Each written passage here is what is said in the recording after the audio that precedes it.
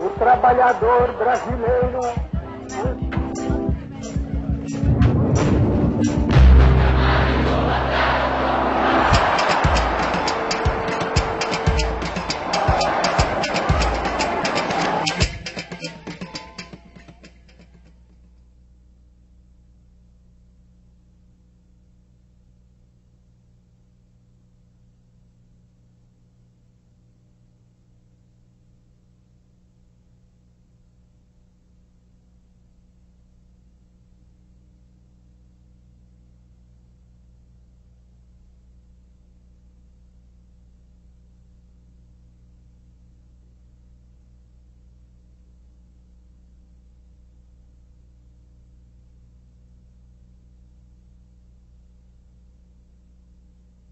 Pois conseguimos organizar o trabalho nacional segundo os princípios cristãos da justiça social, sem abalos econômicos.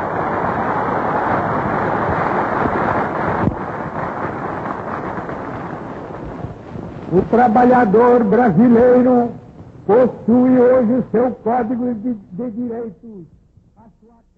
Um pouco antes da queda de Getúlio Vargas, começou a constituição dos partidos políticos que iriam existir durante os anos democráticos entre 1945 e 1964. Os principais partidos, ao lado de outros, mas os principais partidos foram a União Democrática Nacional, a UDN, que representava os opositores a Getúlio Vargas. O PSD, que era de certo modo uma invenção de Vargas, representando sobretudo a burocracia do Estado Novo e setores rurais. Finalmente, o PTB, o Partido Trabalhista Brasileiro, que era também um partido imaginado por Getúlio Vargas, pretendendo organizar a classe trabalhadora urbana. Depois da queda de Getúlio, o poder foi assumido pelo presidente do Supremo Tribunal Federal, José Linhares. E foram preparadas as eleições para 2 de dezembro de 1945.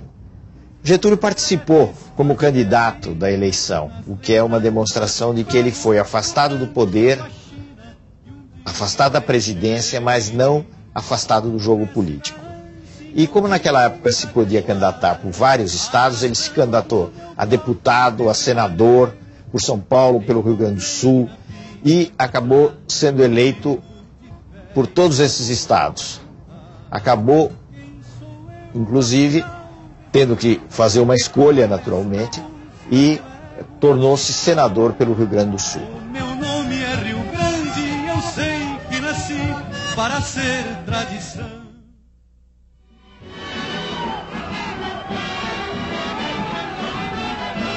Dois principais candidatos disputaram a eleição. De um lado, o general Eurico Gaspar Dutra, que tinha sido uma figura central do Estado Novo, e de outro, o brigadeiro Eduardo Gomes, que era o candidato da oposição, o candidato da UDN. Curiosamente, os dois eram militares, mas a gente pode dizer que Eduardo Gomes era um militar liberal e Dutra vinha da tradição autoritária do Estado Novo. Dutra teve o apoio de Getúlio Vargas. Getúlio deu o apoio ao candidato nos últimos dias da campanha e com isso atraiu a massa e o voto da massa da classe trabalhadora urbana. Tudo isso explica a ampla vitória de Dutra.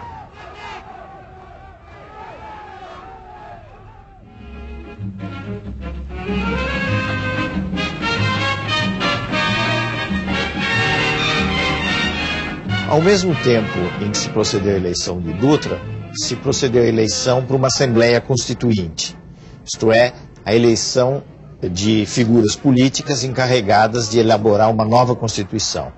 A Constituição que foi aprovada em 1946 e que ficou em vigor até 1964, tinha características que nós poderíamos chamar de liberal-democráticas, isto é, estabeleceu a divisão entre os poderes, o executivo, o legislativo, o judiciário, a representação através do voto individual das pessoas para a Câmara, para o Senado, e todo um capítulo também existia garantindo liberdades de expressão, liberdades democráticas. Uma última coisa que é significativa na Constituição de 46 é que ela definitivamente estabeleceu o voto às mulheres. Então, todas as mulheres maiores de 18 anos tiveram o direito e a obrigação de votar, assim como os homens.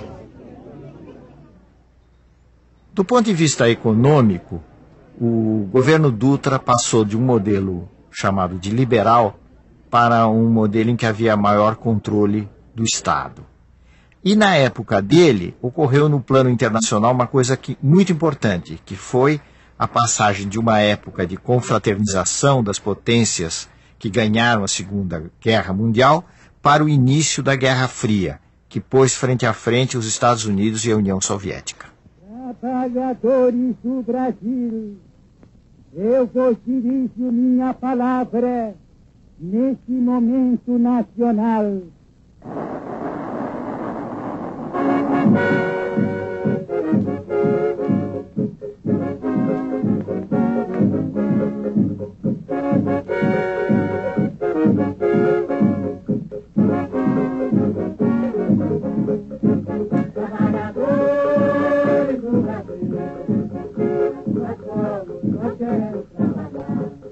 Nas eleições de outubro de 1950, lançado pelo PTB, Getúlio alcançou a vitória, enfrentando mais uma vez o brigadeiro Eduardo Gomes pela UDN e um candidato obscuro, Cristiano Machado, pelo PSD.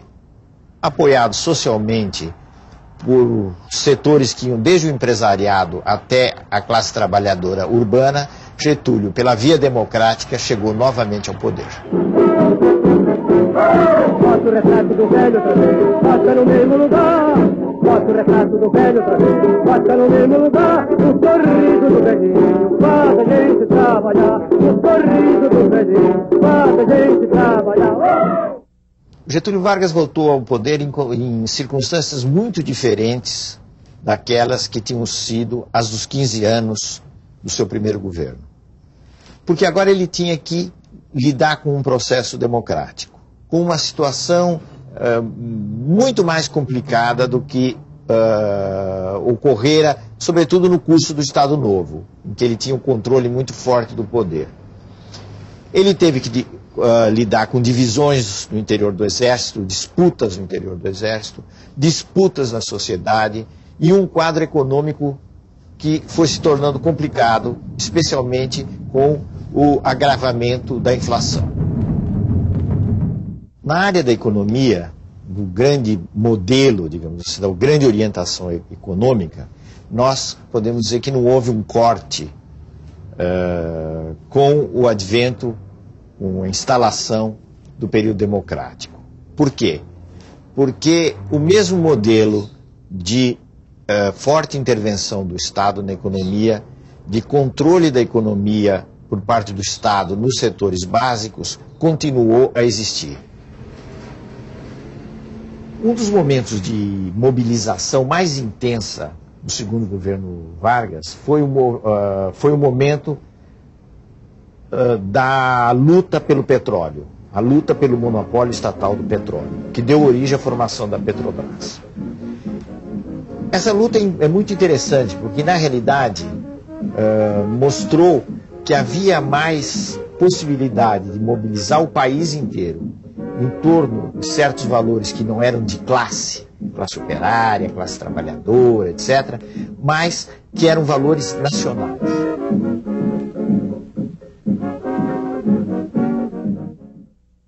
O populismo era um fenômeno que já vinha dos últimos anos do Estado Novo. E era uma tentativa de Getúlio e do grupo que o cercava de unir numa frente política o Estado, os trabalhadores urbanos e o empresariado nacional, aquilo que se chamava de burguesia nacional. Ocorre que, no segundo governo Vargas, o populismo tomou um aspecto muito mais mobilizador. Quer dizer, Getúlio, cada vez mais convencido de que ele podia mobilizar e se apoiar nas classes trabalhadoras urbanas como um recurso político para os seus objetivos. Esse foi um dos problemas do segundo governo Vargas, na medida que essa política, que não era propriamente uma política conservadora, assustou muitos setores conservadores e especialmente grupos no interior do Exército. Um dos personagens centrais do populismo, da atuação populista, foi João Goulart, que ficou mais conhecido pelo apelido Jango. O Jango foi ministro do Trabalho do Getúlio e era um personagem pelo qual o Getúlio tinha muitas simpatias. Na realidade, Getúlio e Jango tratavam de apoiar os movimentos grevistas, conceder algumas reivindicações e, ao mesmo tempo, controlar, evitar que esses movimentos escapassem dos seus limites. Alguns movimentos, no entanto, fugiram da influência ou do controle do governo Getúlio. O caso mais expressivo foi o de São Paulo, onde ocorreu uma grande greve que começou pelos têxteis, a chamada greve dos 300 mil. Naqueles anos do governo Getúlio, a divisão entre os partidários de Vargas e os inimigos de Vargas, que estavam organizados na UDN, se tornou muito intensa. Em particular, o jornalista Carlos de Lacerda, que era diretor do Jornal do Rio, a Tribuna da Imprensa, se destacava nessa luta feroz, podemos dizer assim, contra Getúlio. E aí, nos círculos do poder, no Palácio do Catete, que era a sede do governo, surgiu a ideia infeliz de se eliminar Carlos Lacerda.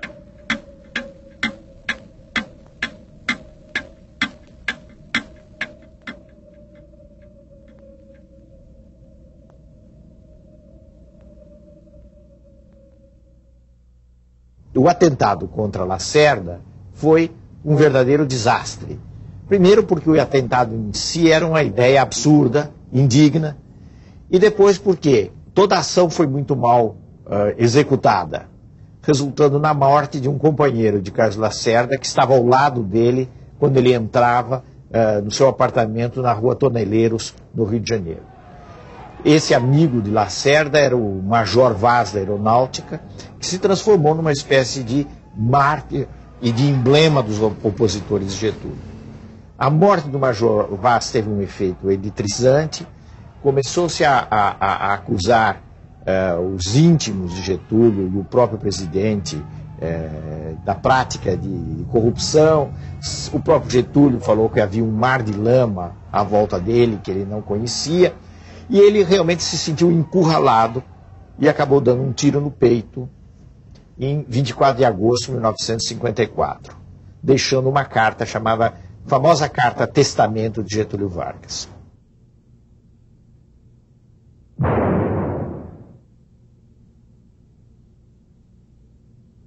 Lutei contra a espoliação do Brasil, lutei contra a espoliação do povo.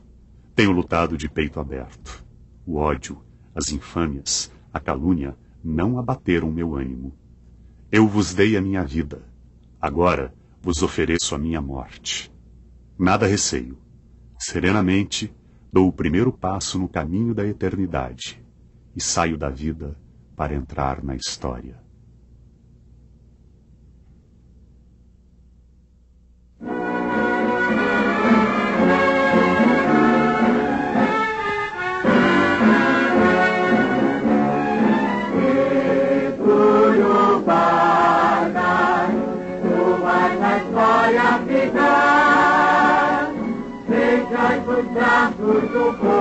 Getúlio foi a figura política mais importante do Brasil no século XX. Apesar de todas as suas contradições. Com a morte dele por razões políticas, com esse sacrifício, ele se converteu perante as massas populares num verdadeiro mito.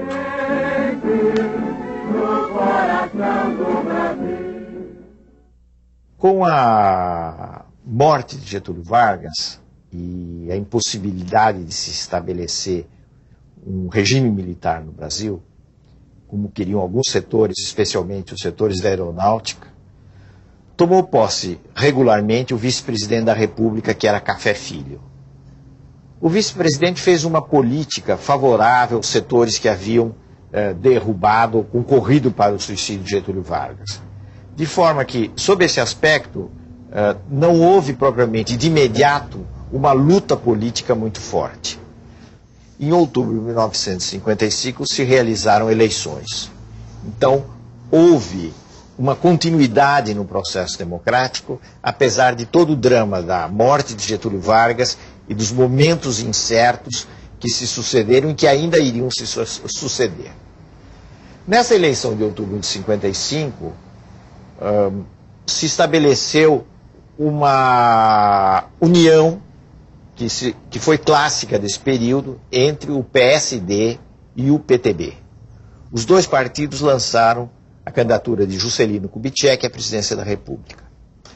Então, Juscelino foi eleito com um percentual de aproximadamente 36% dos votos, tendo-se que considerar que nessa época não existia o processo eleitoral em 2 turnos. Quem chegasse na frente no primeiro turno, fosse com que porcentagem fosse, ganhava as eleições. Entre a vitória de Juscelino e a posse de Juscelino ainda houve muitas complicações.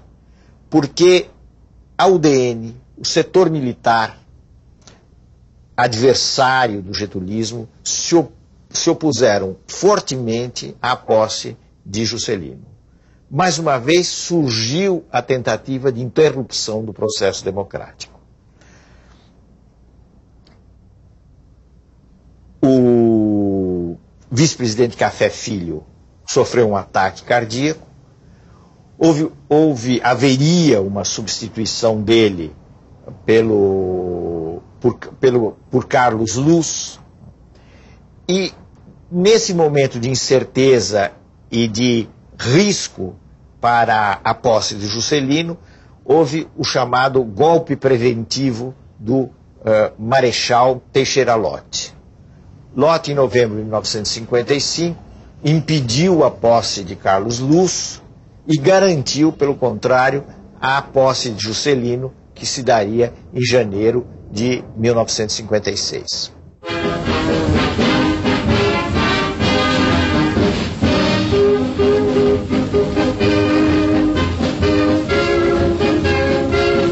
A multidão cresce a cada instante em frente ao Palácio Presidencial. A multidão penetra nos jardins. Da varanda da área interna do andar térreo, o novo presidente passa a receber os cumprimentos dos populares. Desfilam diante do chefe do governo, apertando-lhe a mão e abraçando-o efusivamente, trabalhadores, senhoras, jovens e velhos. O governo de Juscelino, que começou com tantas incertezas, se realizou de uma forma relativamente estável e com muitos apoios. Vilmente inédita em nossa história, os bravos soldados do Brasil. O Juscelino conseguiu reunir em torno dele amplos setores da população. E isso, sobretudo, através da realização de um programa que ficou conhecido como o Programa de Metas. Esse Programa de Metas, de alguma maneira, alterou, não o modelo, mas mudou um pouquinho os rumos da política econômica. Juscelino passou do nacionalismo econômico que vinha do passado a uma espécie de desenvolvimentismo econômico. Qual é a diferença disso? A diferença consiste em que, admitindo o papel importante do Estado e insistindo no desenvolvimento econômico, Juscelino incentivou os investimentos privados, como se viu principalmente com a criação de uma indústria automobilística no país. Novembro de 1959. Juscelino inaugura a primeira indústria automobilística, a Volkswagen no Brasil. A classe média orgulhava-se dos automóveis e eletrodomésticos made in Brasil.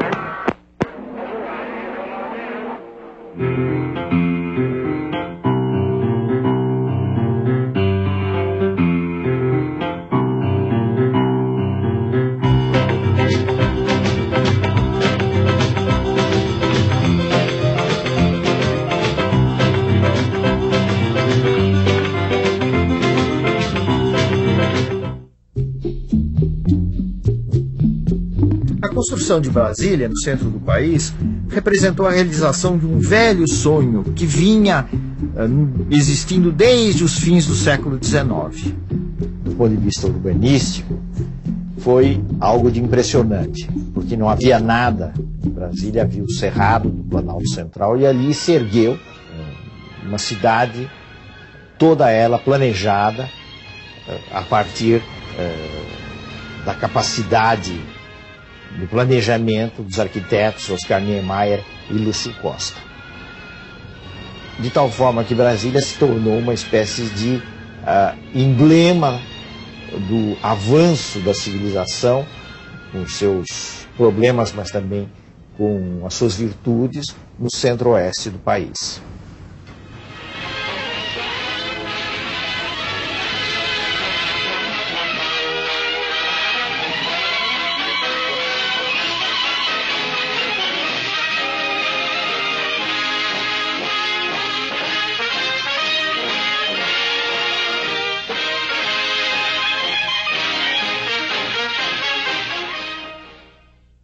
A sucessão de Juscelino Kubitschek se deu de uma forma normal no regime democrático, numa disputa presidencial em que os nomes principais foram Jânio Quadros, de um lado, uma figura inteiramente nova, vamos dizer, atípica na vida política brasileira, e o Marechal Teixeira Lott, de outro. O Marechal Teixeira Lott era um nome respeitado nos meios militares, mas era um mau candidato. Ele não empolgava a massa popular e, com isso, a possibilidade de êxito da sua candidatura era e foi muito escassa. Jânio conseguiu perceber uma coisa que era muito importante, que o tema da moralidade pública poderia ter um rendimento popular. Jânio se transformou num grande personagem do ponto de vista político e alcançou uma vitória muito expressiva nas eleições de 1960. Barre, barre, vassourinha, barre, barre a bandalheira, e o povo está cansado de sofrer dessa maneira. O governo Jânio foi um governo muito breve, um governo de poucos meses. Pela primeira vez, um presidente tomava posse em Brasília e ele deveria governar em Brasília. Aconteceu, entretanto, uma coisa curiosa que iria marcar a história política dos anos seguintes, que foi o fato de que o vice-presidente eleito junto com Jânio não pertencia à chapa que tinha o apoio principal na UDN. O eleito foi precisamente Jango Goulart. Isso aconteceu porque, naqueles anos, era possível votar num candidato de um partido para presidente e no candidato de outro partido para vice-presidente. Isso resultando num problema que se tornou muito grave com a renúncia de Jânio Quadros. Como é que se explica a renúncia desse personagem misterioso? Que ele realizou uma política conservadora, ou tentou realizar uma política conservadora, mas necessária, tentando reorganizar finanças, tentando controlar a inflação. Ao mesmo tempo, ele adotou o que se poderia chamar uma política progressista no plano das relações internacionais do Brasil. Em pouco tempo, Jânio perdeu o melhor dos apoios que ele tinha. A esquerda não confiava nele, os nacionalistas não confiavam nele, apesar da política externa independente. Por sua vez, as forças que o apoiaram também deixaram, em grande medida, de apoiá-lo. O que é que Jânio imaginou, então, diante desse quadro? Ele imaginou uma espécie de espetáculo de renúncia, do qual ele voltaria mais fortalecido. Então isso parecia um expediente que daria certo. Só que deu inteiramente errado. Quando ele renunciou, não se discutiu praticamente a renúncia. Ele veio para São Paulo, praticamente nada aconteceu. E o que ocorreu foi o fato de que ele abriu, com isso, com esse gesto profundamente negativo, um vazio, um trauma na vida política brasileira.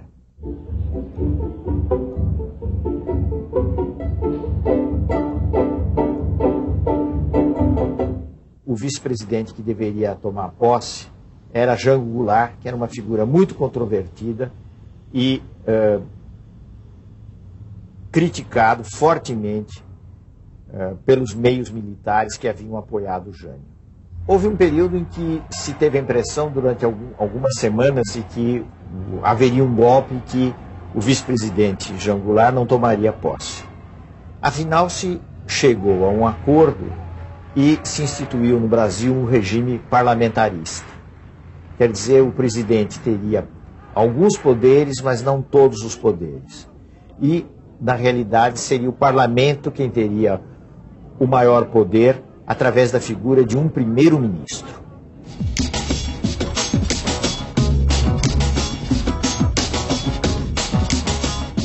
O período de governo de Jango Goulart talvez possa ser definido como um período de populismo radical. Houve um populismo do fim do Estado Novo, depois um populismo mais mobilizador do segundo governo Getúlio, e no governo Jango, na realidade, ele tomou aspectos de maior radicalidade. Houve um comício em março de 1964, no Rio de Janeiro, o famoso comício da Central do Brasil, em que Jango anunciou uma série de medidas de reformas perante uma grande massa da população. E deu com isso a impressão de que estavam se iniciando as chamadas reformas de base, reforma agrária, reforma urbana, que conduziriam o país, ao ver dos conservadores, a um rumo desconhecido. A partir daí, houve uma mobilização social anti-Jango, feita principalmente por uma classe média atemorizada, de tal forma que deu uma base social, civil, ao movimento anti-Jango. Nos fins de março, 1º de abril de 1964, estava se instaurando o primeiro regime militar no Brasil, que iria durar até praticamente o começo dos anos 80.